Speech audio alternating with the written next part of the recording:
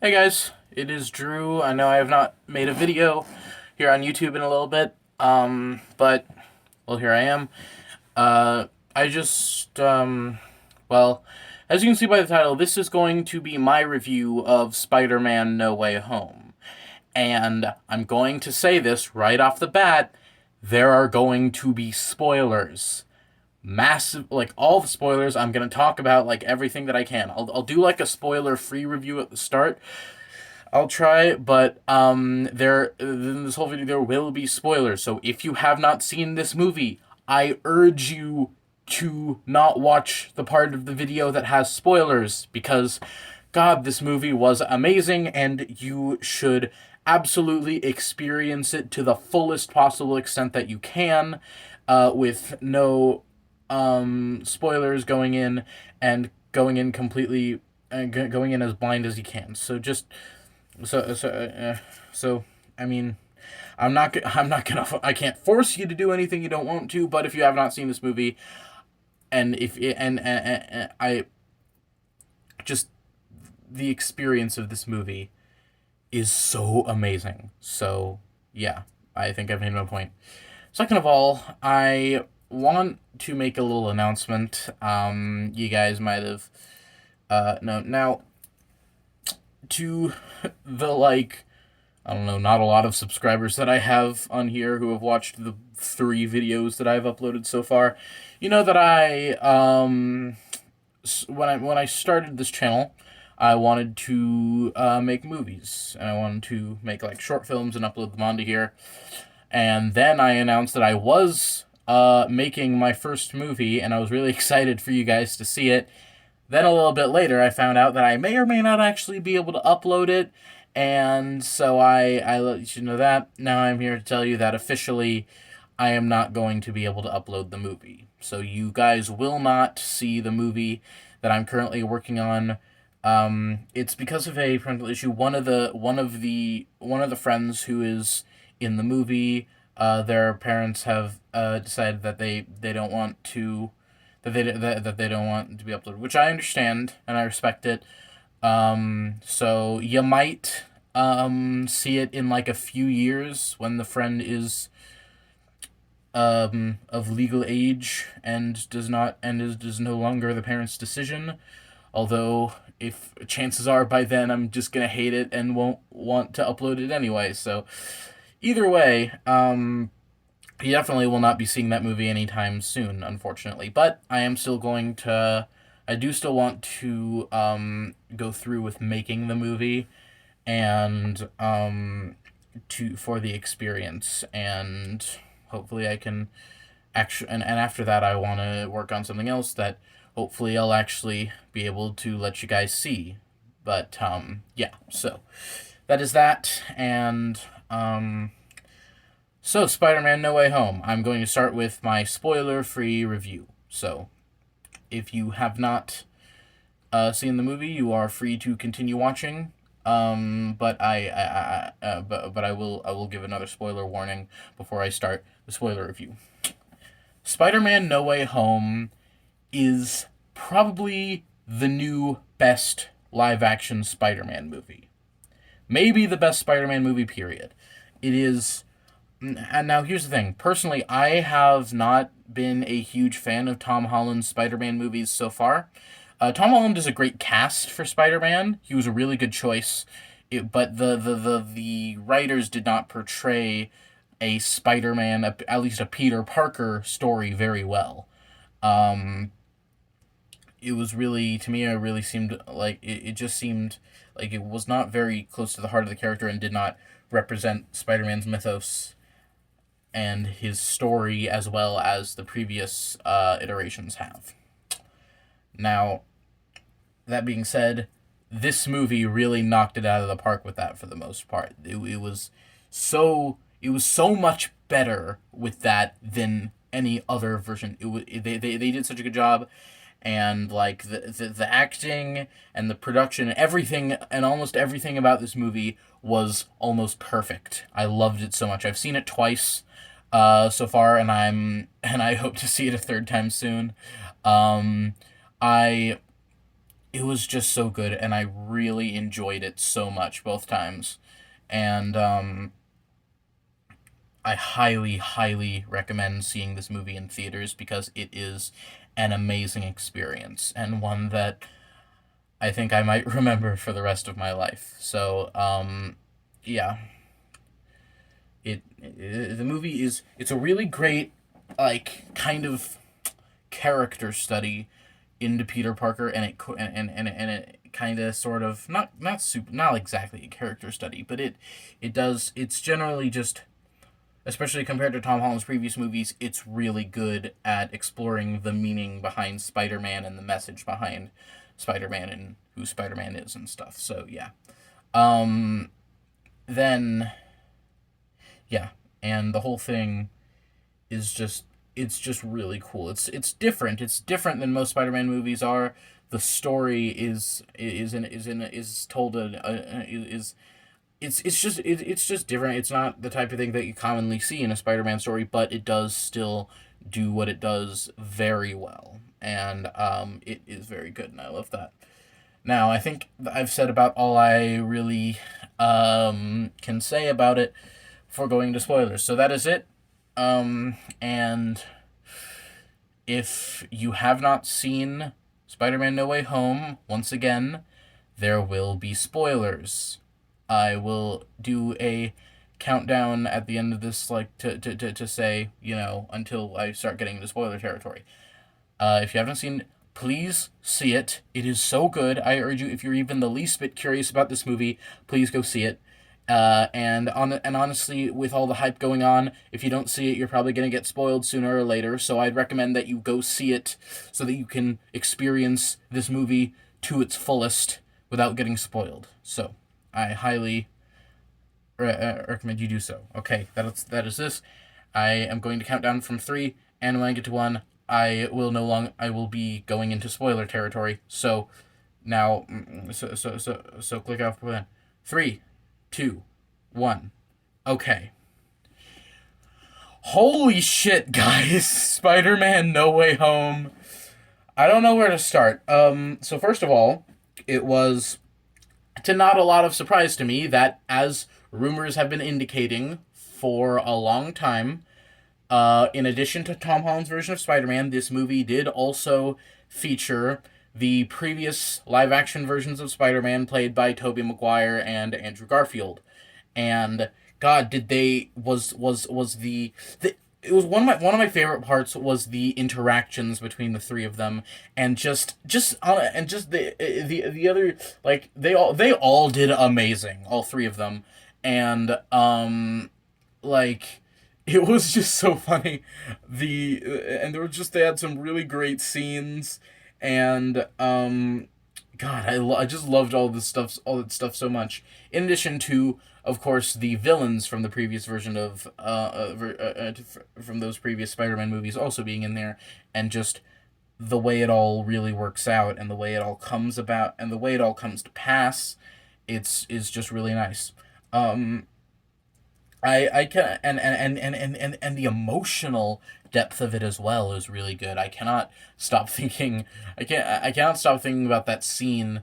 When Tom Holland Spider Man sees the other two for the first time, and they talk about the "with great power comes great responsibility" line, which actually leads me to, I guess I might as well get it out of the way. One aspect of this movie that I honestly did not really like was May Parker's death.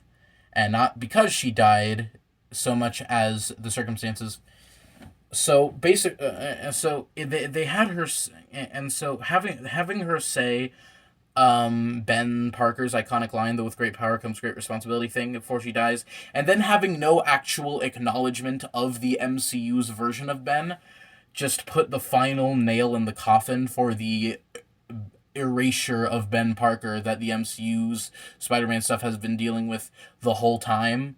And that is just one aspect that I really just, like, I sighed at that moment in the theater, just because, like, I was really hoping that they would stop it with the Ben erasure and actually, at the very least in some way, acknowledge it. And then when they seemed to, when the whole thing, and they seemed to basically be replacing Ben's role with that of May, it just no, it just didn't work because, and it's not because it's May. That makes it that is the reason it doesn't work. The reason it does not work is because at this point in time, Peter Parker has already been Spider-Man. He's already a hero. He's already a hero. The death and the with great power comes great responsibility is what's supposed to motivate him to be a hero. And um like and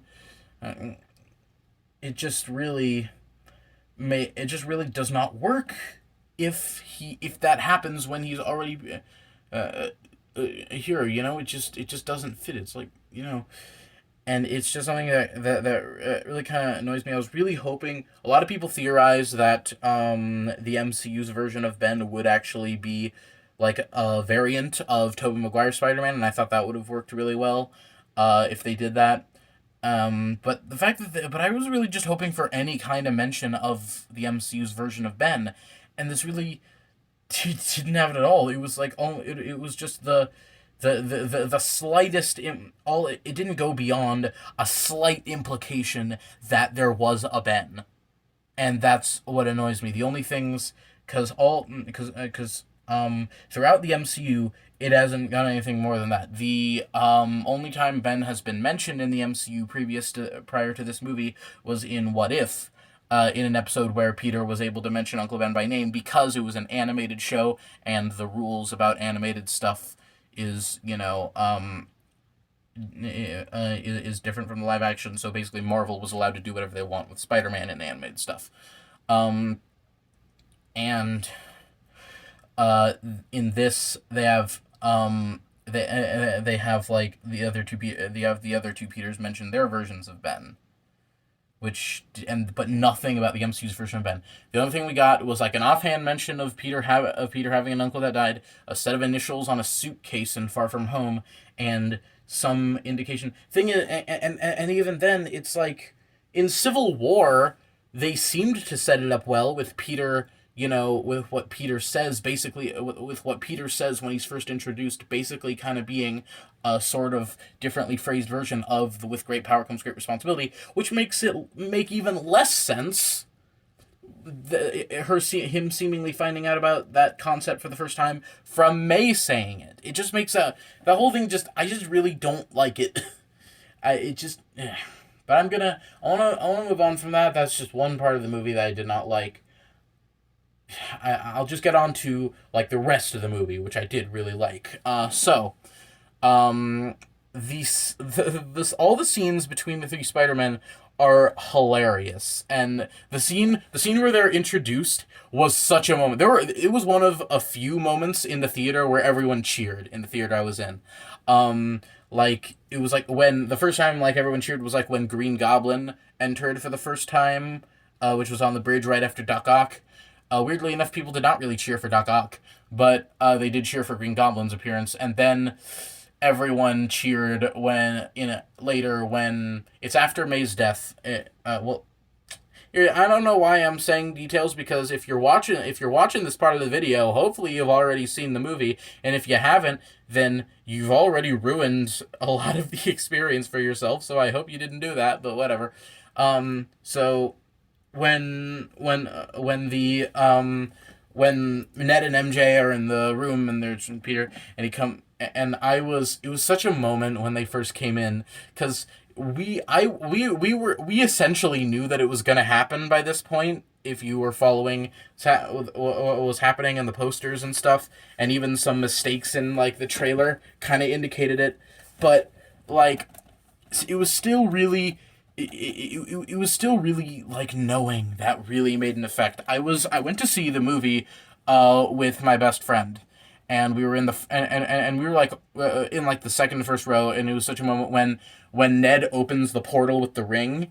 It says "Find Peter Parker" or whatever, and we see the sort of silhouette of Spider-Man a short distance away from the portal, and he looks toward, and you could see that the eyes were bigger than Tom Holland's eyes, and they looked like Andrew Garfield's suit's eyes. And I remember seeing that and being like, I leaned over and I whispered, and I whispered, "That's not Tom," and my friend was like, the eyes, and oh my god, he told me later that he kind of thought of it at first, but then his brain just kind of dismissed it.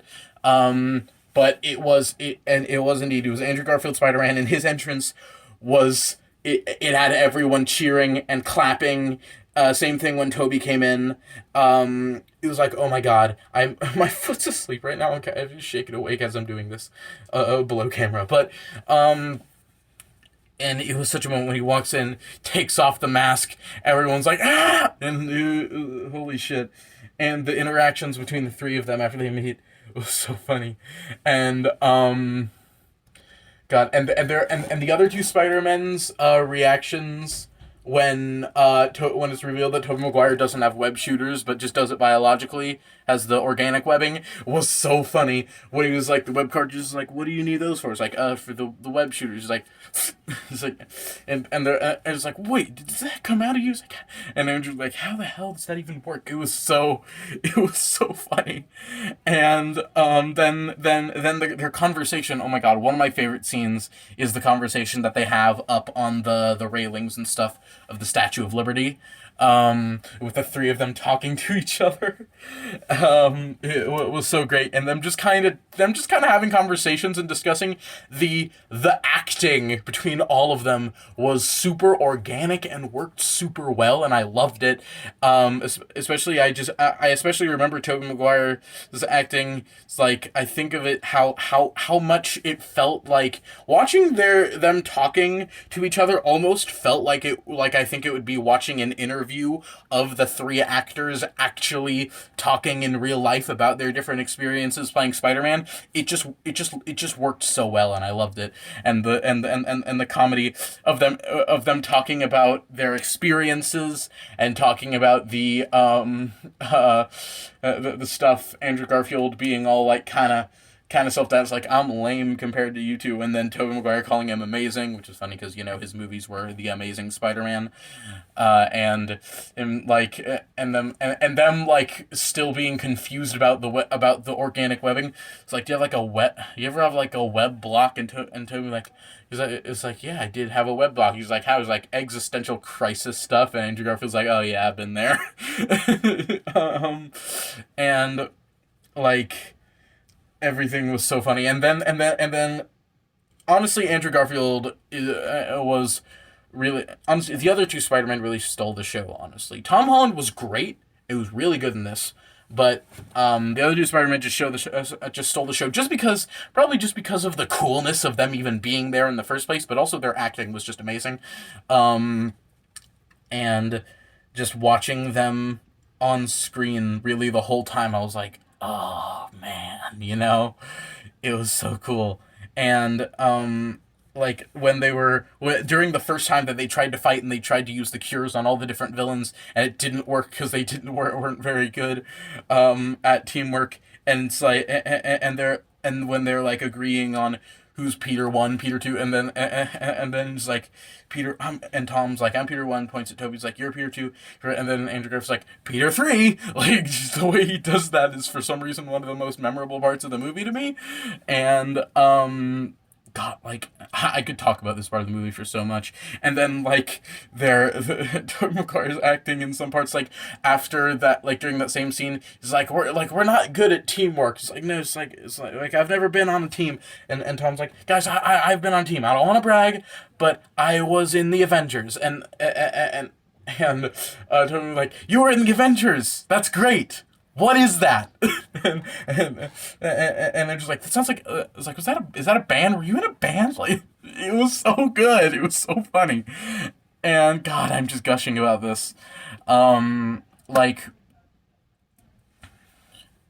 and another part that was, okay, I'm not gonna talk about I don't want to take too much time just talking about their interactions because I love all of it so much, but I want to take a second to talk about the villains, because I haven't talked about them very much. Most particularly, Willem Dafoe's Green Goblin and Alfred Molina as Doc Ock were fucking phenomenal. Like, they really picked up those roles as if they just never stopped playing them. Especially Alfred Molina. It felt so seamless. When he entered, it felt like he was just, like, it felt like they literally did just pull Alfred Molina right out of the filming of Spider-Man 2. It worked so well. Same with Norman. Norman and his acting as both Green Goblin and Norman Osborn from the first Spider-Man, and like his introduction being having him sitting there while him sitting there and talking while the Goblin helmet was hanging on the corner of the dumpster was just immediately so reminiscent of the of his scenes like talking to the Goblin mask hanging on the corner of the chair in the original movie, and it really did feel like we were literally just watching their stories continue straight off from where they left off, and it was so cool. With the two of them especially. It also with the other two, like when when Sandman Flint Marko showed up, it was really cool. And with Electro, I swear to God, my foot is just. I'm sorry. I'm gonna sit up here. You can still see me well. Yeah. Okay. Like. Uh. The villains were all really good. Electro was really great as well, and his character who was actually kind of funny. Same with the Lizard. All of them were just great. And God, Doctor Strange, everyone was just great, and the whole movie was just super enjoyable. It's just so good that I don't really know much how to go into much detail about it. I just love this whole movie so much. So I'm gonna talk about the ending, which is one part that I really like. So the idea of where basically everyone's memory, because as you know, how at the end, in order to really stop the multiverse from just breaking and all the other people who knew about Peter Parker from the other universes coming through, which no, during that scenes we saw there were a few cool kind of sort of villain cameos, because if you look at the silhouettes, a few of them are kind of familiar. For the ones I noticed most, for example, were the Scorpion and Rhino. I've heard some people also say that they saw ones that looked like Mysterio and Kraven the Hunter. There's also some people who said they thought they saw, like, well, no, those are all the villains I've heard people think they saw. But I also saw other ones I didn't quite recognize. One that I noticed most prominently both times was some figure that was like this big kind of big dude holding like a staff, which I didn't really recognize who it was supposed to be, but. Yeah, and so and when he does the spell that makes everyone forget that Peter Parker exists, and then it really, if for those of you who did not know, this movie was the last part of Sony's deal with the with Marvel Studios in regards to the MCU. This movie was the last Tom Holland Spider-Man movie that was really gonna be part of the MCU. Technically, which I think that's why they did this. This was their way of sort of disconnecting Peter Parker from the MCU, because because this allows him to keep being Spider-Man while like it severs all of his connections to any other MCU characters or anything, and it just picks right up with he's Spider-Man. And like, oh my God, his suit at the end. I loved it so much. Okay, the final scene was so goddamn good. Where after he tries to reintroduce himself to MJ and Ned, but then he realizes that his presence in their lives will only get them hurt, so he just leaves them behind, and he goes, it seems, and Peter Parker's literally starting completely fresh. He has no relationships anymore because because everyone who knew him has completely forgotten about his existence, and the only one who I would have questioned how that even really works would be May, and May was already dead when that happened. So Peter's completely cut off from all of his relationships. We see him like move into this new apartment, and we see his new suit, which he made himself. It's not a Stark suit.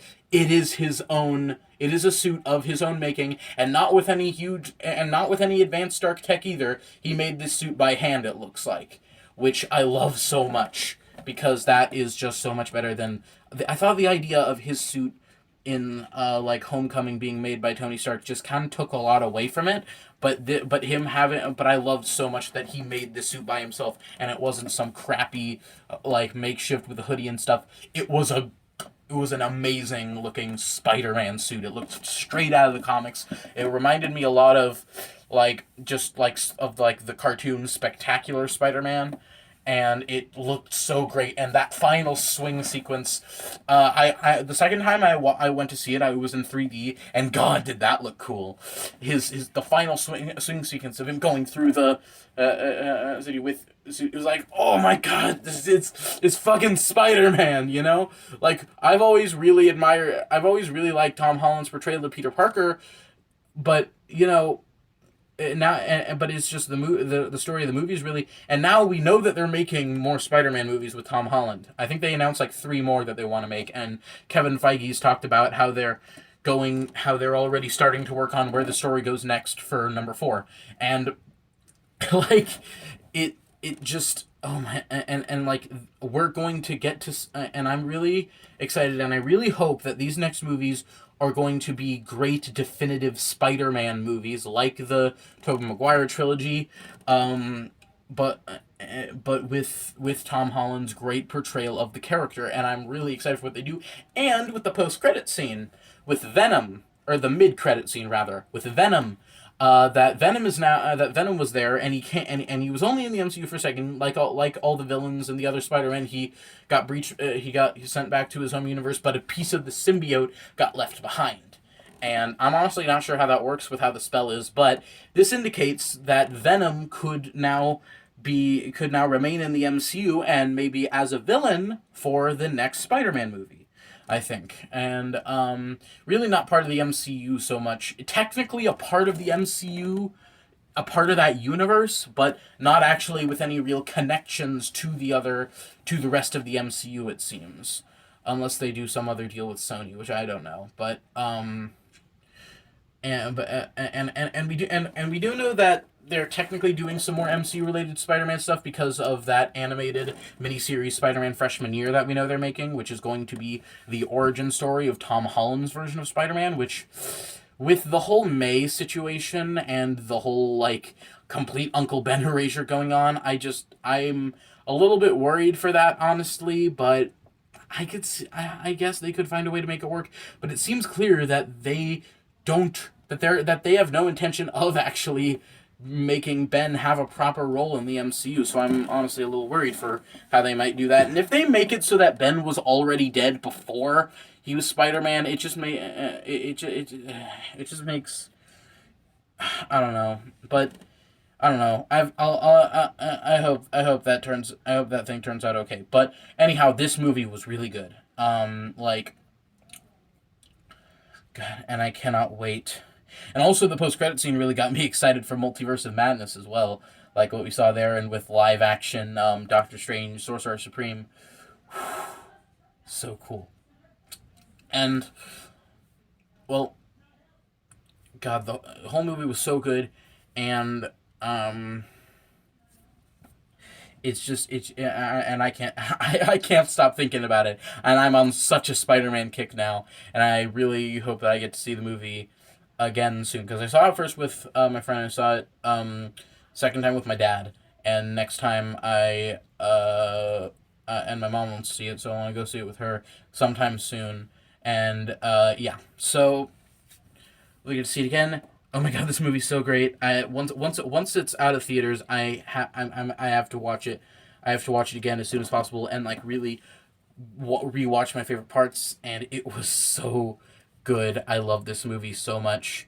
As soon as it came out, although I was avoiding spoilers, of course, I had heard like spoiler-free reviews and people saying that it immediately jumped to the top of their Spider-Man movie rankings, and I can see why, because it was so amazing, so good, and it was like so much better than like than the other Tom Holland movies, and so like a lot of people were concerned, including myself a bit, and at first I was really concerned about what it would do, since because of the way the Tom Holland Spider-Man has been handled before, but this really exceeded my expectations and was so goddamn enjoyable that I cannot wait to see it again, and I cannot wait for the next movies, and just, oh my God, this movie was so good.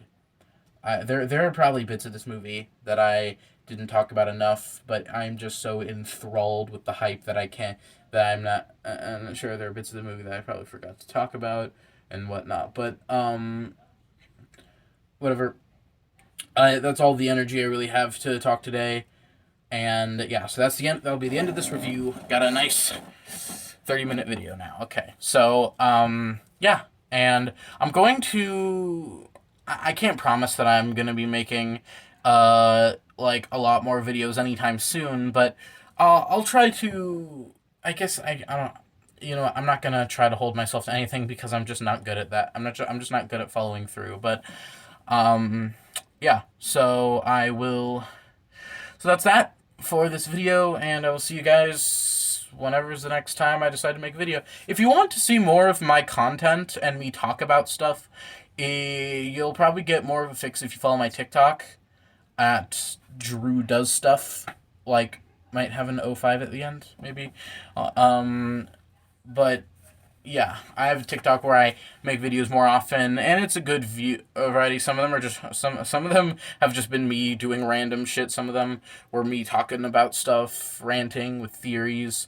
A few like cosplay stuff, which I want to do more of sometime soon. But overall, yeah. So that is my review of Spider-Man: No Way Home. It was an amazing movie. I loved it so much, and I can't wait for the next one. So that's it, and yeah. So I will see you guys in the next video, and yeah, exist goodly.